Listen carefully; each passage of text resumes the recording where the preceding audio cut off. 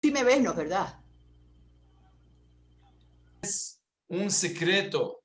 Estamos ya muy próximos a terminar una maravillosa aventura con Nostalgia. Vamos a disfrutar mucho de lo que nos queda, pero luego ya tenemos que superar el Nostalgia. No quiero subir demasiado las expectativas, pero con eso digo todo. Vamos a tener una experiencia, eh, bueno, entre nostalgia y judío diferente judío. Algo lindo, de mucha aventura intelectual. Bueno, Daniel, por favor, antes de empezar.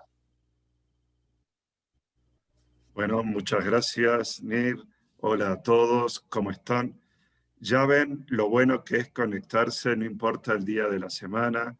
Estamos cerrando juntos el feriado y quienes se pudieron conectar temprano ya recibieron este anticipo del Rabino Nir, que estamos próximos a cerrar un ciclo de nostalgia tal como lo conocemos. Todavía nos quedan varias semanas, nos quedan algunas personas muy queridas de la comunidad, que algunas nos están acompañando en este momento también, y para después tenemos pensado algo muy interesante. Agradecerles a todos, qué bueno terminar el feriado todos juntos. Como ustedes recuerdan, ya va a ser casi un año que nuestro lema fue que la comunidad no se detiene. Nuestras actividades buscamos siempre que sean interesantes y de contenido.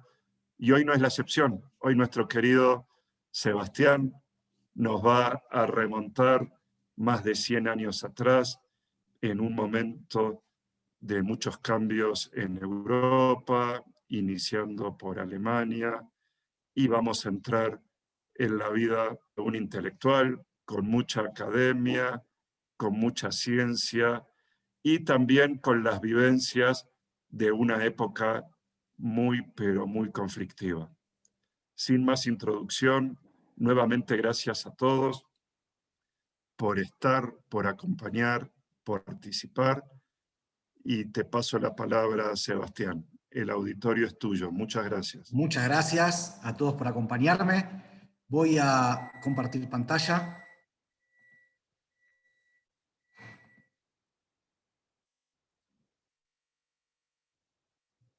Un segundito. Ahí va. Excelente. ¿Pueden ver bien? Bueno. ¿Por qué Walter Benjamin en un judío diferente judío? Cualquiera podría pensar con mucha razón que justamente él es el más parecido a los intelectuales judíos alemanes que ningún otro. No tiene mucho diferente su vida, fue un judío asimilado para el mundo judío, su familia también era una familia asimilada de mucho tiempo atrás, y como muchas familias judías asimiladas de esa época de Alemania, era muy, muy rica. Su padre y su madre pertenecían a la élite sociocultural de Berlín, y Walter Benjamin fue también formado en la élite académica de la Alemania entre guerras. Era un hombre cosmopolita, amante de las artes y muy, muy culto. Su persona conjuga todos los elementos de un hombre brillante, pero parece ser uno más de los muchos judíos brillantes de esa época en Europa. Por ejemplo, en Alemania en esa época, Max Horkheimer, Theodor Adorno, Herbert Marcuse. Tan parecido fue a los demás intelectuales alemanes judíos de esa época que tampoco se pudo salvar de la barbarie nazi, y fue perseguido hasta el último de sus días. Pero también, como dije antes, todo esto le sucedió a muchos, muchos yeques. El porqué de la elección de Walter Benjamin para la noche de hoy tiene para mí dos razones. La primera es que, según mi humilde mirada, en él confluyen como en ningún otro filósofo judío dos mundos absolutamente diferentes. Por un lado, la corriente marxista más pura, y por otro lado, en los ríos de su mente fluye la idea mesiánica ancestral del pueblo judío. En sus ideas conviven, de alguna forma armoniosamente, el materialismo dialéctico y el misticismo judío. Como un marxista espera ansioso la llegada del Mesías, y como un místico espera también ansioso la revolución por la lucha de las clases. Un gran estudioso de la obra de Benjamin, Michael Lowy, dice que ni sus amigos podían develar ese acertijo. Bertolt Brecht, que fue un gran amigo de él, vio exclusivamente en Benjamin a un marxista que utilizaba metáforas religiosas para hablar de las verdades materialistas. Pero por su parte, para Gershom Scholem, su amigo, era sencillamente un teólogo judío que empleaba cierta terminología marxista porque ese era el lenguaje en boga. La segunda razón de esta selección es que siendo un hombre tan brillante, durante mucho tiempo estuvo olvidado y relegado. Hoy quiero compartir con ustedes el asombro que a mí me genera la figura de Walter Benjamin. Como conté en mi nostalgia hace unos meses atrás, apenas al poco tiempo de regresar de Israel comencé a estudiar educación y psicología. Y como seguramente también le ha sucedido a muchos de ustedes, por el inicio de la carrera me encontré con un montón de textos y una variedad de ideas nuevas que me fascinaron. Tenía amigos muy cercanos que, al igual que yo, estaban dando sus primeros pasos en el mundo académico. Alguno estudiaba leyes, otro música, otro sociología, otro arte, y uno muy querido no estudiaba nada y trabajaba en un casino. Pero con todos ellos teníamos un grupo que se llamaba Los Perdedores Hermosos. Yo esto se los conté también en Nostalgia, que nos juntábamos una vez por semana en el sótano de mi tía a leer, a filosofar, a escuchar música, a discutir de política y de arte. Era como una especie de la sociedad de los poetas muertos, pero bastante menos pretenciosa. Había varias reglas en este grupo muy divertidas. Una de ellas era que cuando no había acuerdo sobre un tema, la pregunta se formulaba en voz alta, lo que estaba discutiendo, por ejemplo, ¿se puede amar a más de una persona a la vez? ¿O el hombre posee instintos? ¿O es un ser cultural? Y una vez formulada la pregunta, se abría al azar el libro Así habló Zaratustra, de Federico Nietzsche, y se leía también al azar cualquier párrafo. Y ahí encontramos para nosotros la respuesta. Lo que decía el texto era la verdad, que obviamente al ser una respuesta tan poco concreta, era posible que cada bando interpretara a su gusto. Entonces volvíamos a discutir durante horas y horas la respuesta. Durante ese periodo de Los Perdedores Hermosos leímos mucho a muchos autores, pero teníamos nuestros preferidos a los que siempre volvíamos. Pero de vez en cuando alguien descubría en su carrera algún autor, lo compartía con todos. Había otra regla muy, muy simpática que se llamaba los 5 minutos de gloria, donde el que los reclamaba podía decir o hacer lo que sea sin ser interrumpido por nadie.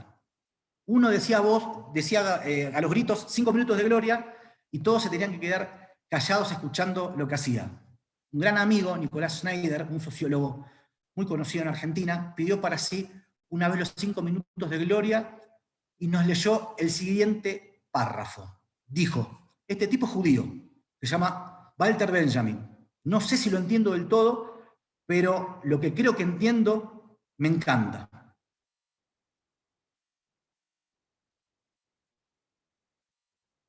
¿Se me escucha bien, no es cierto? Y nos leyó este texto. Hay un cuadro de Klee que se llama Angelus Novus. En él se muestra un ángel que parece a punto de alejarse de algo que le tiene paralizado. Sus ojos miran fijamente, tiene la boca abierta y las alas extendidas. Así es como uno se imagina al ángel de la historia. Su rostro está vuelto hacia el pasado, donde nosotros percibimos una cadena de acontecimientos. Él ve una catástrofe única que amontona ruina sobre ruina y la arroja a sus pies. Bien quisiera él detenerse, despertar a los muertos y recomponer lo despedazado. Pero desde el paraíso sopla un huracán que se enreda en sus alas y que es tan fuerte que el ángel ya no puede cerrarlas. Este huracán le empuja irreteniblemente hacia el futuro, al cual da la espalda, mientras los escombros se elevan ante él hasta el cielo. Ese huracán es lo que nosotros llamamos progreso. Y nos leyó una y varias veces esto que acabo de compartir con ustedes y quedamos extasiados. Y discutimos, como nos encantaba discutir, largas horas y largos cigarrillos acerca del progreso y de la historia. Yo no volví a escuchar de Walter Benjamin hasta que otro amigo que estudiaba arte nos trajo mucho tiempo después el famoso cuadro de Paul Klee. Cuando uno lee el texto e imagina un ángel, el ángel que describe Benjamin, creo que lo primero que se le viene a la cabeza es el tipo de ángeles que hay aquí abajo, estos 3 ángeles. Ángeles hermosos, artísticos, que son el arquetipo del límite entre lo humano y lo divino.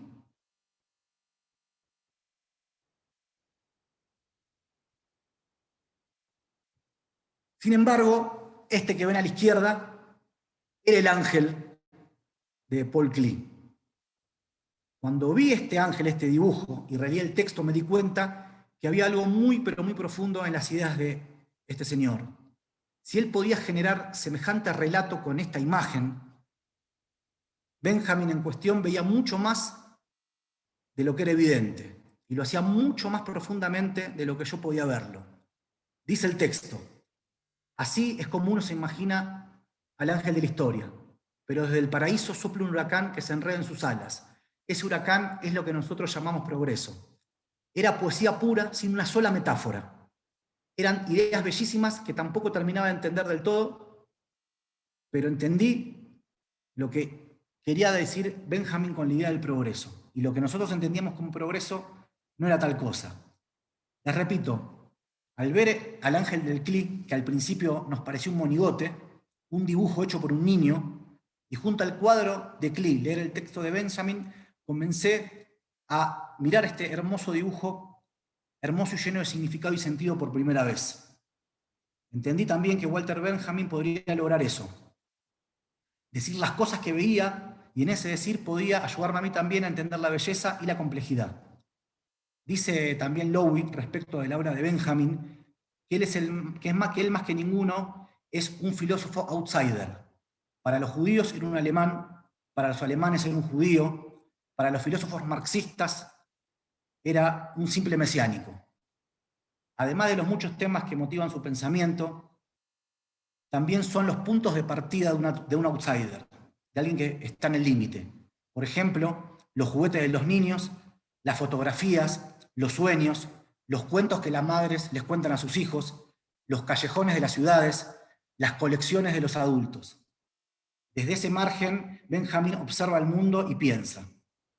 Yo creo que, sin contradecir a Lowy, una vez que empecé a conocer más la historia de Benjamin, que es verdad que él pensaba de los márgenes, pero creo que hubiese querido sentirse más cerca de algún centro, sentirse más aceptado y, por qué no, también querido.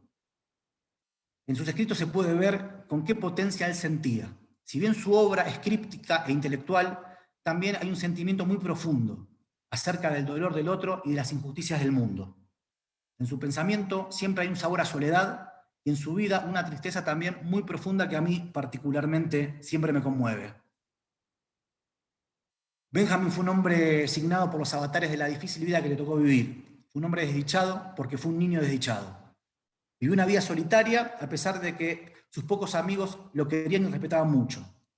Fue un académico lejano a la academia que dejó una obra muy extensa en temas y producciones que recién hace algunos pocos años comenzó a tomar la verdadera relevancia que tiene. Quiero compartir ahora un poquito de su biografía, muy reducida. Walter Bendix John Fritz Benjamin nació en Berlín el 15 de julio de 1892 en el seno de una familia, como dije, muy rica y asimilada a la sociedad alemana. Sus padres fueron Emily Benjamin y Pauline Schonfels, y tuvieron 2 hijos más, Greg, que murió en el campo de concentración de Mauthausen y siempre estuvo muy unido a su hermano, y Dora, con quien siempre tuvo una relación dificultosa y ambivalente. Los 3 hermanos tuvieron una infancia muy acomodada y una vida adulta asignada por las dificultades de todo tipo.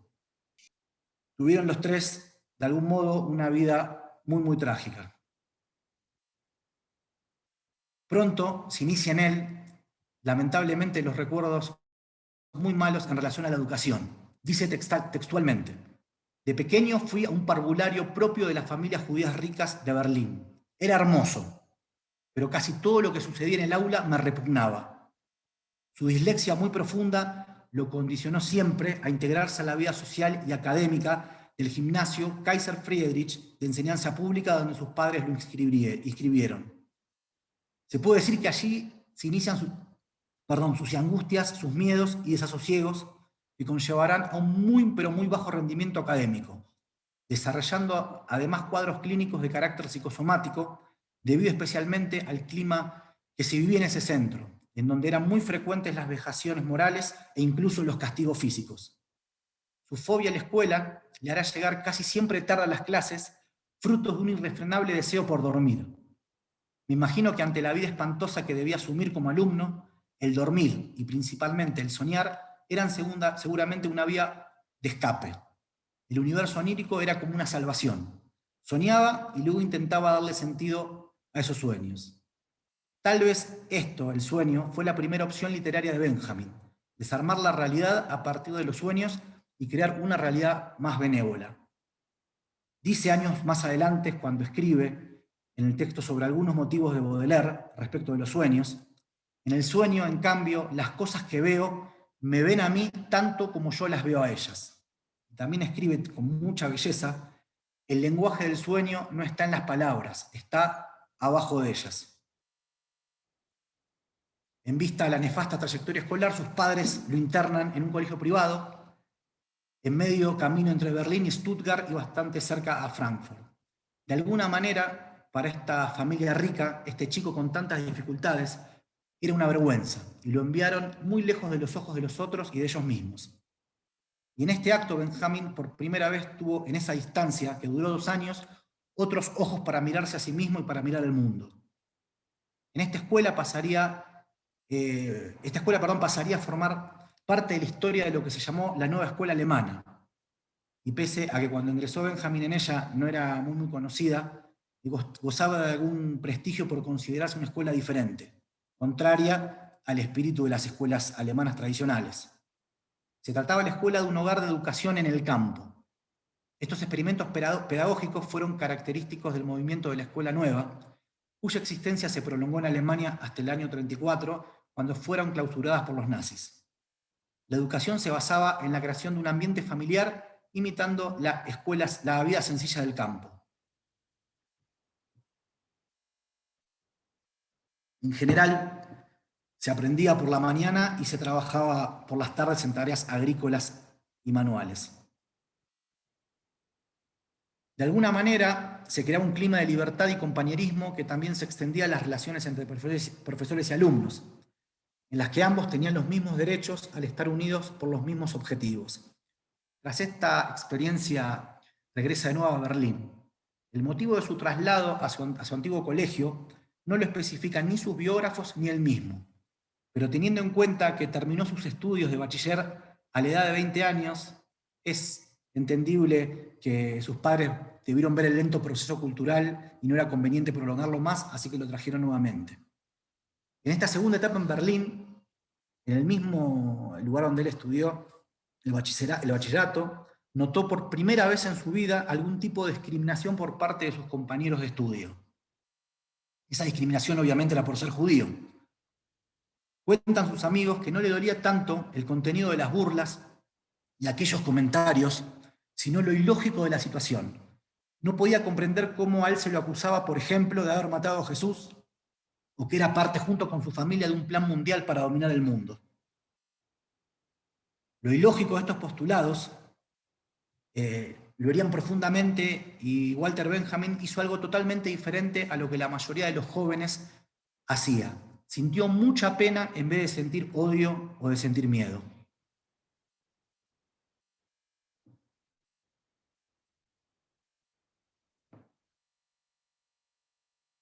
En el año 1902 empieza sus estudios de filosofía en la Universidad de Friburgo, aunque al cabo de poco tiempo se cambia a la Universidad de Berlín. Es en la Universidad de Berlín donde conoce por casualidad el sionismo de boca de otros estudiantes judíos. Y lo adopta, pero en una vertiente llamada sionismo cultural. El representante de esta vertiente se llamó Ahad Ha'am y tenía como fin fortalecer los valores espirituales y culturales de los judíos de Israel para toda la diáspora y para el resto del mundo. Es recién aquí que se comienza a formar una mirada teórica acerca de los judíos en el pensamiento de Benjamin. Lo curioso es que Benjamin llega a Israel no desde el texto sagrado, no desde la historia y la tradición, sino primero impulsado por ese sentimiento de ajenidad que le transmiten sus pares antisemitas. ¿Será Israel el lugar para que el pueblo más deplorado crezca mirando al pasado glorioso? Y luego reflexiona mucho tiempo sobre la idea que en Israel florecerá un nuevo hombre y una nueva cultura que podrá iluminar al mundo con sus progresos. La primera vez que tiene un acercamiento filosófico al judaísmo lo hace desde la idea del sionismo cultural, donde se incluye en la serie de lo judío y comienza por primera vez a leer textos que hablan de judaísmo. El joven tímido que supo ser el mal alumno del pasado en esta nueva etapa cambia completamente y se transforma en un joven audaz y combativo. En esta etapa, el anarquismo parece ser su primera inspiración política, admirando el espíritu de Tolstoy y el movimiento anarcosindicalista. La principal crítica que hace Benjamin en esta etapa es contra la violencia que ejerce de manera monopólica el Estado a través de sus instituciones. Él es muy activo en esta etapa de estudiante, incluso llegará a presidir la Asociación de Estudiantes Libres, pero tiene una corta carrera política en la universidad porque no volvió a ser elegido para ningún cargo, y ahí se dio cuenta que él no posee ninguna característica para el liderazgo. En el año 1914 estalla la Primera Guerra Mundial y él quiere alistarse, pero acaba tomando partido por una corriente pacifista de la izquierda europea radical. Es así como se instala en Berna durante esta Primera Guerra en compañía de su esposa, que recientemente se había casado, Dora Poliak, con la que también hacía muy poco había contraído nupcias, y quien fuera la madre de su único hijo, llamado Stefano. Tuvo una relación muy difícil con su mujer y nunca fue feliz a su lado. A los 27 años recién obtiene el título de doctorado en filosofía de la Universidad de Berna. En esta etapa universitaria reconoce que su lugar no es el frente, ni siquiera el frente a la multitud, ni en la trinchera, sino que su lugar está en la silenciosa observación y posterior escritura de esas ideas. Permiso, un segundito que se me trabó, ahí va. Comienza aquí, en esta etapa, un lento y gradual alejamiento del mundo social.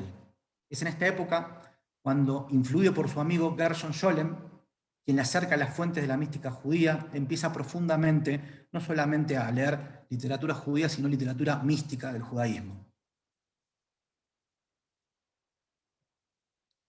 Por extraño que parezca, Walter Benjamin se acerca a la teoría marxista tardíamente. En el año 1923, tras la lectura de Historia y Conciencia de Clase de Georges Lukács, también por su profunda amistad con Bertolt Brecht y por el encuentro con la profesora, directora de teatro y activista bolchevique Asia Lassis, de quien se enamoró perdidamente. Dicen sus amigos que fue el amor por Lassis el principal motor de su acercamiento al marxismo. Quiso, como muchos judíos brillantes de esa época, ingresar como profesor a la universidad, pero lo rechazaron por ser judío. Y en ese instante entendió que antes de empezar se acabó su carrera académica para siempre.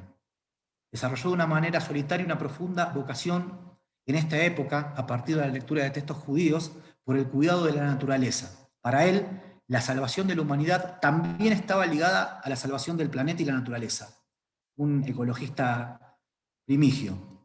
Esto de alguna manera era una alegoría del poder destructivo o regenerativo del hombre como socio en la creación. En esta idea de socio en la creación de Dios se puede ver claramente cómo el pensamiento judío se conecta en el pensamiento filosófico de Benjamin.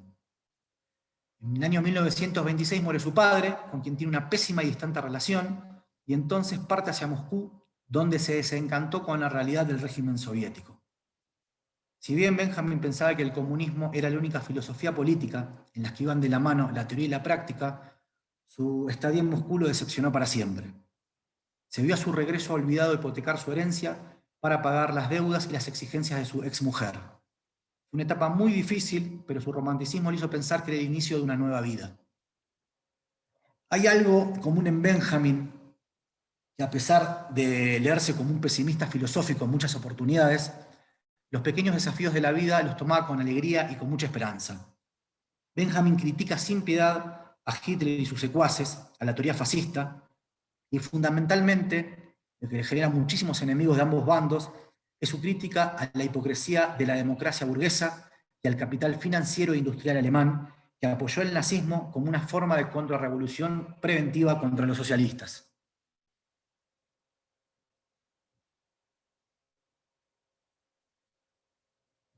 En el año 1932, durante lo que fue la crisis anterior a la asunción de Adolf Hitler al poder, Benjamin se va a la isla de Ibiza, en la que estuvo en 2 ocasiones. Luego se traslada a Niza, donde llegó a pensar en el suicidio muy seriamente, al percibir de forma lúcida la importancia sociopolítica y cultural del incendio del Parlamento alemán en febrero del 33. Desatada, como todos saben, la persecución de los judíos y de los marxistas, Benjamin no tiene otra opción que trasladarse a París, y tras una estancia en Swedenborg, en la casa de Bertolt Brecht, y en San Remo, donde vivía su ex esposa Dora, escribe a su amigo Gershon Scholem, y dice una carta que es de las más tristes que escribe a su amigo: siento una fatiga infinita que me invade y me perturba. En esta etapa se desmejoran mucho su aspecto físico y su salud. Ya nunca más vuelve a Berlín, ya que el fascismo lo tenía como un enemigo y lo perseguía. Tuvo la necesidad de vincularse por primera vez en su vida a un oficio que lo pudiese mantener, y se dio cuenta que no tenía ninguna habilidad concreta para afrontar las necesidades reales de este mundo. Su madre lo había burlado siempre por su proverbial torpeza. No pudo establecerse en una vida académica, no era bueno para los negocios. De alguna manera se reconoció también un outsider, un extranjero en el mundo de la productividad económica. Así que buscó apoyo en algunos amigos que pertenecían a la escuela de Frankfurt, pero vivió siempre muy justo con lo que cobraba por esos artículos. Por ese motivo, toma una decisión que lo va a alejar incluso de sus seres más queridos, de sus amigos más queridos, que es no salir de su casa y aislarse social y físicamente. Las condiciones de su existencia empeoraban cada vez más. Estaba muy enfermo y era muy pobre. Pero, a pesar de esta imagen tan triste, en su último texto expresa lo siguiente: ha desaparecido en mí toda desesperación. El pensamiento religioso y político se funden en uno solo. En esa soledad y en esa falta creyó haber terminado su tesis más importante, que fue unir 2 mundos que parecían imposibles de acercarse. El 14 de junio del año 1940, tras la ocupación de las tropas nazis de París, Benjamin huye. Murió el 26 de septiembre del año 1940 en Portbou, España, tras ingerir una dosis letal de morfina en un pequeño hotel español. Benjamin, tras haber salido de la localidad francesa de Port-Vendrés, es guiado por una activista antinazi, Lisa Fitko, y teniendo como acompañante a la fotógrafa Jenny Gurland, que es la futura esposa de Erich Fromm, llega a Portbou muy cansado en el atardecer del 25. En el camino se les había unido un grupo de mujeres que intentaban también salir de Francia. En el puesto de policía fue interceptado porque carecía de una visa requerida. Su amigo Teodoro Adorno le había ayudado a obtener las visas de tránsito en España y de entrada a Estados Unidos, pero carecía del permiso francés de la salida de Francia. Benjamin, antes que tener que volver a Francia y caer en manos de la Gestapo, decidió acabar con su vida al hotel que lo había llevado la policía. La restricción a las visas obtenidas en Marsella sin visado de salida, como la que Benjamin tenía, fue levantada por las autoridades españolas al otro día. Si hubiese esperado solo un rato más, se hubiese salvado. Sus compañeros de viaje pagaron el alquiler del nicho por 5 años, donde descansaron los restos del filósofo, hasta que fueron trasladados al osario del cementerio. En el certificado de defunción figura el nombre de Benjamin Water, fallecido a causa de un aneurisma cerebral. Este certificado posibilitó que un cementerio católico acogiese los restos de un judío, evitando más complicaciones burocráticas en esta época de guerra. En el camposanto de Portbou hay un monumento en memoria del filósofo. Esta es su tumba.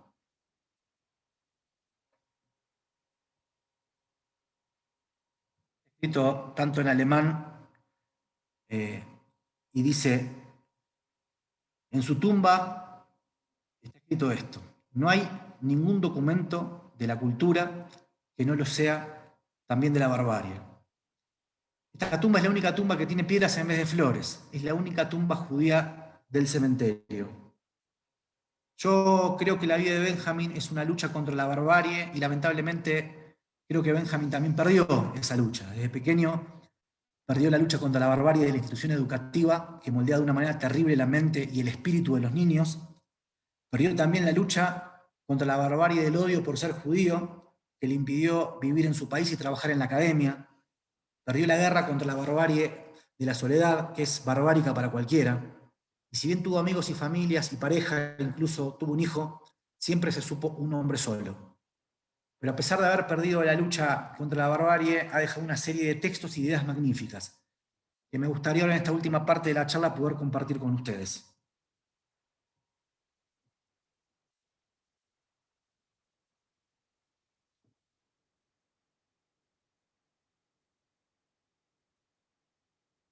El paso por la escuela de campo y el contraste de esa experiencia con la escuela tradicional alemana fue vital, de alguna manera, para el desarrollo de la posterior filosofía de Benjamin.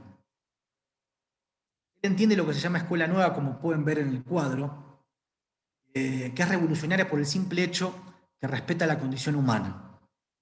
Esta teoría de la nueva escuela no se llama nueva porque representa un único tipo de sistema didáctico novedoso, sino porque es un conjunto de principios filosóficos y éticos que se contraponen a la escuela tradicional. Hay en esta filosofía, que influyó directamente en el pensamiento de Benjamin, tres principios básicos. El primero es que el niño es el centro de la educación. Dice Benjamin: el impulso más fuerte de una pedagogía revolucionaria no radica en las bases de los adelantos de la ciencia, sino del colapso de la autoridad. Benjamin aquí describe y sabe que el niño es, y no lo es, el adulto el centro. El niño principalmente es el centro de todo esfuerzo académico. Y por ende, la autoridad que tiene el adulto sobre el niño de alguna forma se desvanece al entender que el foco de toda propuesta pedagógica es el niño.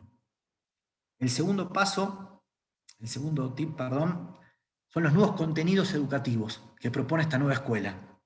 Dice Benjamin: el saber verdadero no se encuentra en la repetición continua de metas prescriptas, sino en la búsqueda de lo que es lo mejor para ese niño, como si fuera una gran aventura. Con esta frase desarma directamente la lógica de la institución escolar, que, como ustedes saben, la institución escolar moderna se crea apenas establecida la Revolución Industrial. Hay que enseñarle al niño de alguna forma lo que lo haga feliz y no lo que la sociedad necesite que éste sepa. Mucha gente discute este principio pensando que al niño hay que darle lo que necesita. La pregunta es quién sabe y decide qué es lo que ese niño necesita. Y como último, hay una nueva relación del niño con el grupo y con el adulto. Dice algo fantástico: las relaciones pedagógicas parecen estar asignadas por lo filosófico y lo científico, cuando en realidad ocultan lo ético y lo político. Hay una trampa en la institución escolar que de alguna manera se plantea desde la mirada de Benjamin, que la trampa está en que parece ser que en ese lugar lo importante es enseñar matemáticas, cuando en realidad lo importante es la existencia de la escuela para enseñarnos el modo de pensar que perpetúan el status quo. Luego sintetiza estas ideas en una idea central que, para mi forma de ver, se adelanta tanto a Foucault como a Passerón, como a Bourdieu, como a Paulo Freire y como a todos los otros filósofos modernos de la educación, que dice: el aparato pedagógico se constituye en el instrumento más perfecto del capitalismo para reproducir la ideología del sistema. La primera tarea de la razón no es educar, sino dominar. De alguna forma revela que lo que sucede en el mundo adulto, lo que sucede en el mundo,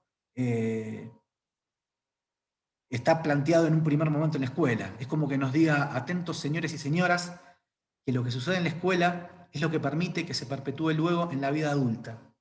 Las miserias y las decadencias que vive la sociedad son permitidas y son fundamentadas en la escuela. El odio al diferente se aprende en el mismo momento y en el mismo lugar que se aprende a vivir por dos cifras. Me gustaría ahora, si les parece, y también le voy a pedir, si hay alguna persona que está en la audiencia y tiene conocimiento cabal, que después me ayude a reconstruirlo, porque son ideas complejas que quería compartir con ustedes, pero de alguna forma también me han costado mucho a lo largo de estos años. En esta diapositiva quiero comentar un poquito acerca de unos aspectos de la idea mesiánica de Benjamín, que tantos problemas le trajo, tanto en el mundo filosófico como en el mundo judío, del cual era como les comenté anteriormente, casi un extraño. Por supuesto que cuando hablamos de mesianismo en Benjamin no lo hacemos como se puede pensar hablando de una persona religiosa en el sentido ortodoxo del término. Pero sí en Benjamin, y cuando plantea el mesianismo, hay una mirada mística. Mística porque plantea que hay una reparación individual y colectiva, que esa reparación es, el humano es socio con la divinidad, y que es tarea compartida entre todos. Benjamín se entusiasma de alguna manera con una ruptura de la idea del tiempo que genera una ilusión de mirar siempre hacia adelante, de lo sucesivo. Esta idea del positivismo, que hay un progreso inevitable, no tiene cabida en él. Él no acuerda con que la manipulación del tiempo en el futuro, sumando a los adelantes técnicos, harán indefectiblemente de este mundo un mundo mejor. A Benjamín no le cabe una mirada positivista del tiempo y afirma que cada generación posee una fuerza mesiánica y tiene la potencialidad de contar entre sus individuos con el Mesías. Hay entonces una redención posible para todos. Él entiende como fuerza mesiánica la posibilidad de redimir a la humanidad del caos físico y espiritual en el que vive. La fuerza mesiánica de cada generación busca la esperanza no en el pasado, no en el futuro, en el pasado. Busca el reconocimiento de alguna forma de esas fuerzas de alienación para destruirlas. Un místico podría decir que busca el mal para evitar que se propague aquí y ahora. Y así se acerca también al concepto judío de Tikkun. La tarea del hombre es reconocer esa maldad, repararla con acciones y revivir una era donde había una armonía hoy perdida. Y solo recién cuando esto suceda mereceremos un mundo mejor. Es por ello que es determinante la posición de cada hombre en el mundo. Cada sujeto hace la verdadera diferencia. Podemos leer en el texto Experiencia y Pobreza, que dice: nos hemos vuelto pobres, hemos ido perdiendo uno tras otro pedazos de la herencia de la humanidad. Por eso yo creo que Benjamín cree que volver a recuperar esa herencia sería estar cerca de una era mesiánica.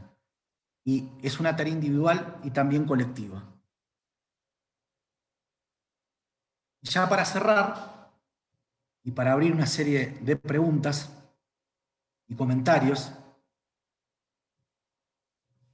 me gustaría compartir con todos ustedes esta diapositiva que habla un poco de su idea.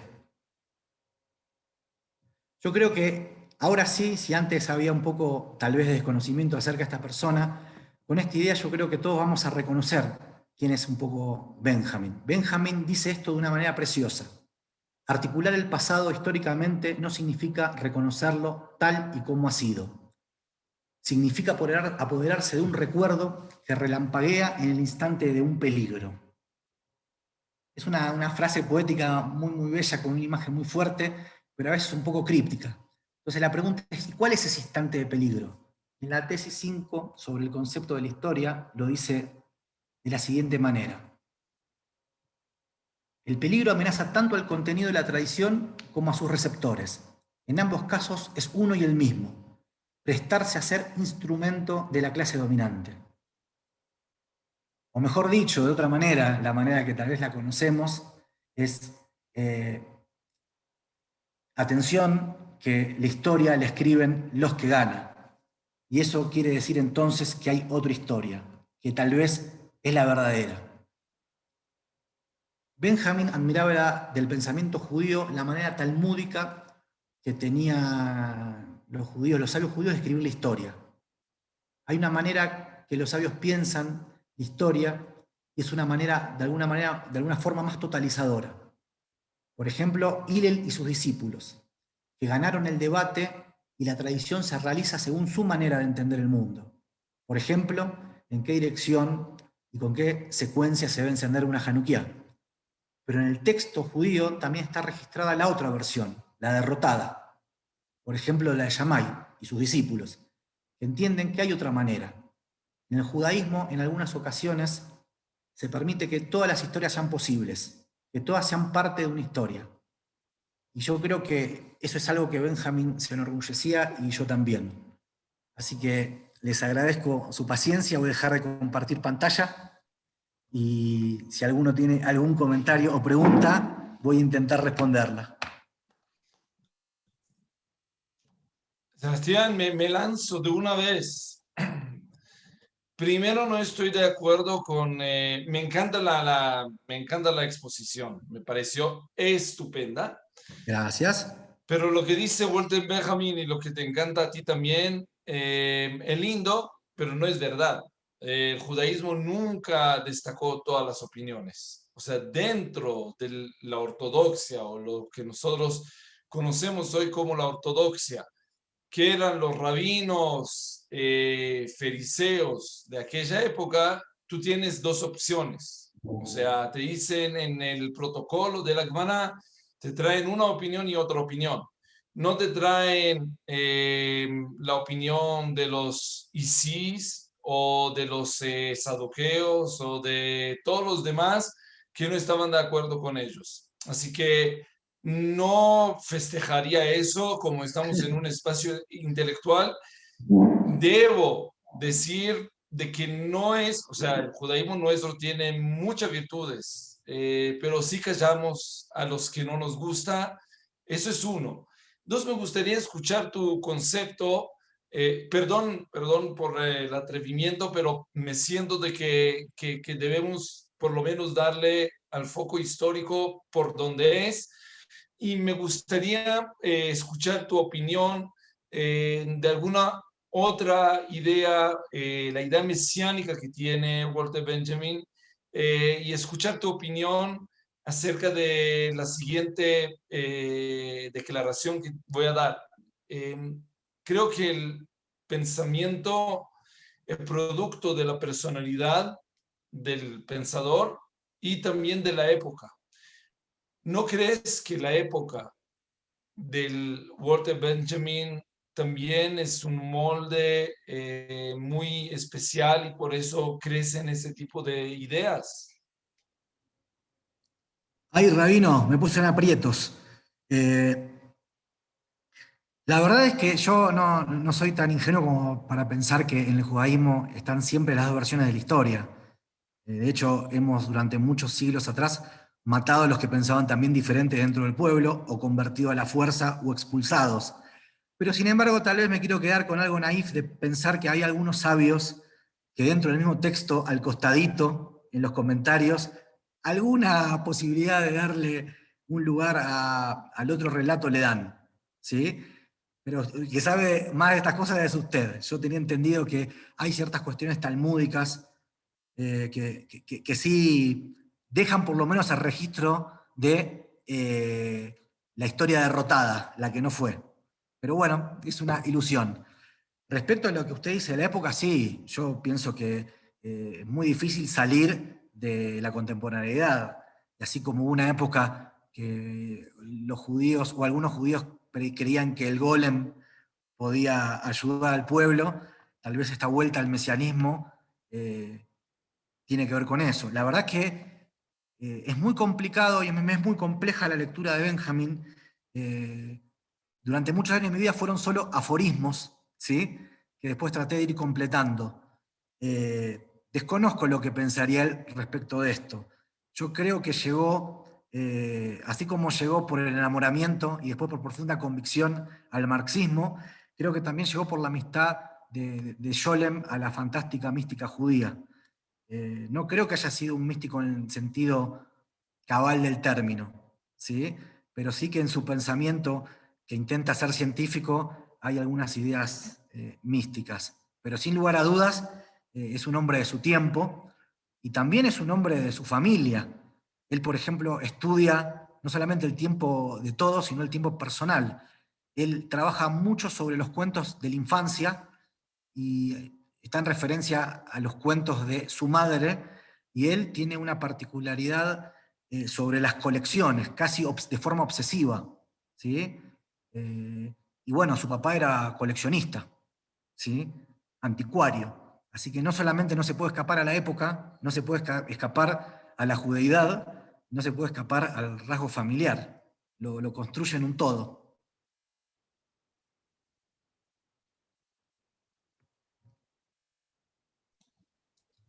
Gracias, Sebas. Yo Yo tenía conocí miedo de un esta hombre. charla, voy a ser sincero, y no lo estoy achicalando para que diga algo, pero tenía miedo esta charla que esté el señor Pablo Vetter. Tenía miedo de meter la pata con marxismo y materialismo dialéctico. Bueno, Vetter me le- antes de dejarle a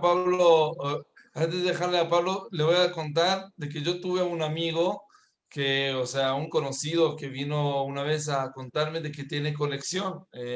Bueno, y le pregunté, ¿cuál es tu colección? ¿Piedras? ¿Arte? Me dice, no, yo tengo una colección de ceros. Le digo, ¿de ceros? Sí, yo necesito tener muchos ceros detrás del uno en el banco. Esa es su colección. Entonces, todos coleccionamos algo, ¿no? Pablo, Bueno, yo no tengo mucho que añadir. Yo creo que ha sido una presentación brillante, Sebastián. Bueno, muchas Realmente yo gracias. creo que has sintetizado el pensamiento de Benjamin y su biografía. Fantástico, muchas gracias. Muchas gracias, Pablo.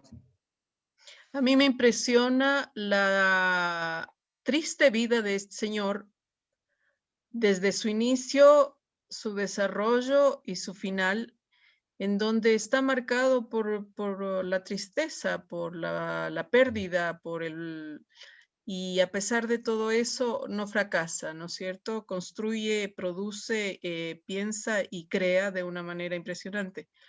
Em, pero sí no estoy de acuerdo en aquello de que es necesario articular el pasado históricamente no significa reconocerlo tal como ha sido.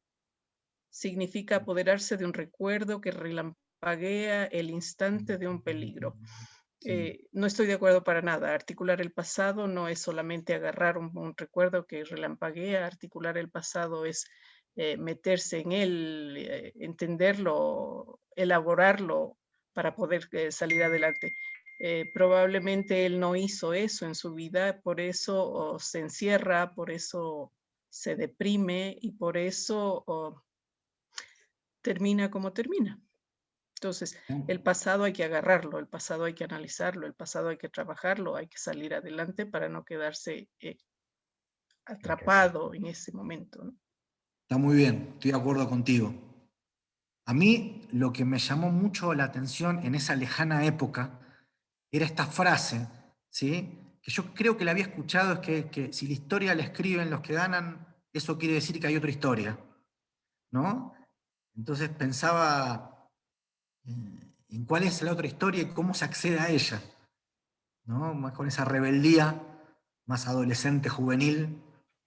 Y también me impresiona mucho cómo él su tumba está en en un cementerio donde es la única tumba judía, la única tumba que tiene piedras y no flores. Siempre fue un outsider. Y a mí esas historias un poco tristes me encantan. Así que las quería compartir con ustedes. Sí, Silvia. Eso se explica tal vez por lo que dijo el rabino. Toda persona es fruto de su circunstancia parcialmente. Si Benjamin hubiera nacido en Viena y hubiera conocido a Freud, su vida habría sido totalmente diferente. Excelente. Excelente, sí. Se hubiese analizado tal vez. Gracias. Excelente. Sí, Silvia, disculpa. Gracias. Es muy chévere tu presentación, justo por lo que logras sintetizarlo y hacerlo tan claro, ¿no? Yo tengo una pregunta, no sé si podrías tal vez elaborar un poco, porque mencionaste que a pesar de que él tenía una esposa, tenía hijo y está rodeado siempre de gente, es esa sensación de soledad que también le hace extranjero en todos los contextos, hasta su tumba, es una tumba extranjera. ¿Puedes elaborar es un poco más de dónde viene esa soledad, a qué se debe, cómo se construye? No sé si sabes, yo no sé. Yo lo pensé mucho a Benjamin cuando era mucho más joven, ¿sí? Lo tenía muy, muy presente. Él es un hombre que, si usted busca fotos de él, yo en ese momento en libros, ahora si lo busca en internet, están todas las fotos solas. Hay una con Bertolt Brecht jugando al ajedrez, hay alguna con sus familias, muy poquitas, digo, fotos que apenas surgen, ¿no?, en internet. Después, la gran mayoría de las fotos de él están él en soledad, ¿sí? Y yo no sé por qué, y cuando usted lee, por ejemplo, los aforismos de él o algunos textos, él parece hablar solo desde una soledad. Casi nunca conjuga el nosotros. No hay lectura de un tipo más solo que la de este amigo. Yo creo que desde chico él fue una persona que nació en una familia muy rica, es una hipótesis, ¿no? Y tuvo muchas dificultades para todo, ¿sí? Su madre, lo repito, lo llamaba como el pequeño torpe. Siempre requirió de ayuda para absolutamente todo. Su papá, no, siendo él el mayor, le decía todo el tiempo que el negocio no iba a ser para él, ¿no? Que él no se podía dedicar a eso. Entonces, un poco lo han dejado de lado. Y después la historia escolar, que a la gente que como a mí nos encanta la historia de la escuela, él fue muy herido en la escuela, muy herido. Hoy en día la gente que tiene dificultades es señalada y separada. En esa época era un disléxico muy, muy profundo. Decían que él no podía, no se ubicaba en la ciudad, ¿no? Que él no sabía que era izquierda, derecha, arriba, abajo, centro. Entonces toda esta condición lo dejó en un lugar de soledad. Sin embargo, él planteaba la redención de una forma metafórica, grupal. No era el hombre solo. Y creo, perdón, que si ustedes leen, hay una página que se llama Atlas, y pone Atlas de Benjamin, que están todos según alfabéticamente sus ideas. Si uno lee, hay cosas que son tan crípticas que yo creo que él solo quería entenderlas él solo.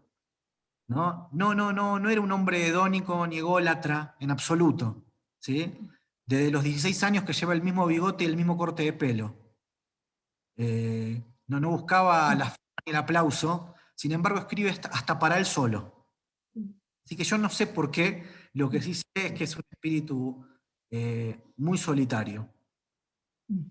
Qué interesante. Yo creo, perdón, también que le costó mucho, por más que incursionó en la filosofía, en la teoría y en los textos judaicos, ser judío, porque para mí ser judío implica el otro, implica el grupo. Y él es un hombre solitario. Ajá. Interesante, gracias. Un placer. Es impresionante que ya eres también psicólogo y psicólogo analista que analizas la vida de este señor. Es precisamente eso, un chico marcado desde esa forma, desde la infancia, marcado tan radicalmente negativamente por sus padres, por los otros, por la escuela, por los chicos. ¿Qué posibilidad tenía de relacionarse? Ninguna. Siempre el relacionarse con un otro es un peligro, por tanto es mejor aislarse y estar en solitario. Así es. Y por eso habla de la salvación, de la redención. En ese contexto... Perdón, para eso para mí es tan importante el judío diferente que tuvimos la otra vez, el acompañamiento de un otro, en este caso un paisano, pero puede no serlo, ¿sí?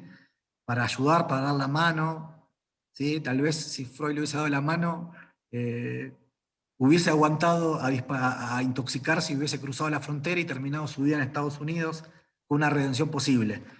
Pero eso es para otro encuentro. ¿Cuánto ha influenciado él al mundo? Yo sé que a mí me influenció muchísimo, ¿sí? Esto lo escuché de un filósofo un filósofo judío que se llama Darío Strandhauer, ¿sí? Que tiene unas muy buenas clases en internet, se los recomiendo. Él dice que Benjamin recién con los últimos seguidores de la escuela de Frankfurt, ¿sí? Con Giorgio Habermas y con Adorno mismo, que empiezan ellos a juntar su bibliografía, pero que es mucho más conocido en áreas que no son de la filosofía, por ejemplo la comunicación, por algunos textos que él tiene. Hay un texto muy conocido de él que habla de la técnica de la reproductibilidad de las obras de arte, ¿sí? Cómo pierden algo de su espíritu, de su aura, dice. Y es más conocido en algunas cuestiones relacionadas a la política e incluso en la educación, porque él se adelanta, por ejemplo, a la teoría de la escuela como reproductora de Bourdieu-Passerón, ¿sí? Así que sí tuvo mucha influencia, pero hay que ver el valor que se le ha dado a él, que yo creo que ha sido muy, muy escasa. ¿Sí? Acá dicen, su texto Infancia en Berlín es literario. Sí, por supuesto. Yo creo que toda la obra de él es literaria. Sebastián, antes de Sí. seguir, si hay más comentarios, pero me gustaría primero felicitarte por una hermosa exposición. Gracias. Segundo, contar que la próxima semana vamos a tener un personaje súper interesante. No sé por dónde lo van a atacar, seguramente con guitarra, porque Moti nos va a contar la vida de él. ¿Quién, Sebastián? Carlas puede ser, escuché por ahí, del rabino Carlas, ¿puede ser? Muy bien. Reb Shlomo Carlebach, quien diseñó la mitad de las melodías que ustedes conocen, melodías judías, tiene una historia de vida que puede llenar 5 judíos diferentes judíos. Entonces vamos a ver por dónde lo vamos a recibir la próxima semana. Una super charla y seguramente vamos a disfrutar mucho también, muchas canciones que vamos a conocer y tatarear. Entonces, eso es la próxima semana. Y por ahí escuché, Sebastián, que mañana tenemos algo y que Purim se acerca. ¿Qué tenemos esta semana? Todo. El día de mañana tenemos a nuestro queridísimo Quique Klein, que nos va a contar la historia de su familia, ¿sí? Un largo trayecto de Viena a Quito, pasando por Bogotá.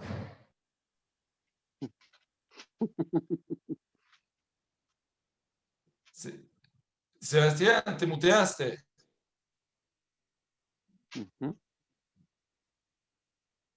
No te escuchamos. Mientras tanto, les voy a contar que Purim se acerca. Y vamos a tener también una linda actividad. Vamos a leer junto a la Mequilá con algunas sorpresas para mantenernos siempre con la valla bien alta. Entonces, eso es en Purim. Y luego, sin esperar ni un segundo, vamos a empezar la fiesta de Pesaj. Y vamos a tener la oportunidad, todavía no oficialmente, pero ya prepárense, sepárense las fechas, porque vamos a tener unas competencias lindas y vamos a hornear matzot en los hornos nuevos y lindos de barro que tenemos en la comunidad. Entonces, ojalá ya puedan inscribirse. A partir de 2 de marzo vamos a lanzar con esa actividad para empezar bien el Pesaj con algo emotivo, una experiencia linda y lo más importante, cuidando todos los protocolos de bioseguridad. No vamos a invitar de a muchos, sino una sola familia cada vez para que todos puedan participar en esa actividad. Por eso lanzamos un mes previo a la fiesta de Pesaj. Como somos judíos, nos gusta comer matzot todo el año. Entonces, bueno, vamos a disfrutar por lo menos un mes antes. Sebastián. Perdón, Rabino, moví mi computador y se apagó. Menos mal que no me pasó en el medio de la actividad, en medio de la charla. Escuché lo último.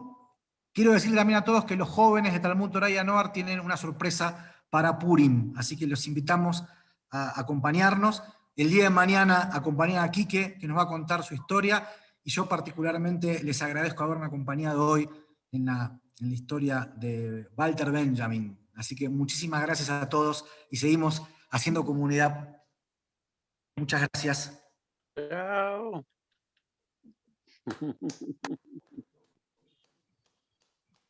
Súper. Vanessa, si Chao, nos buenas puedes ayudar noches. con la grabación. Chau, chau. Buenas noches con todos. Chao. Chao. Chao. Gracias. Buenas noches. Gracias, gracias. Buenas Chao. noches.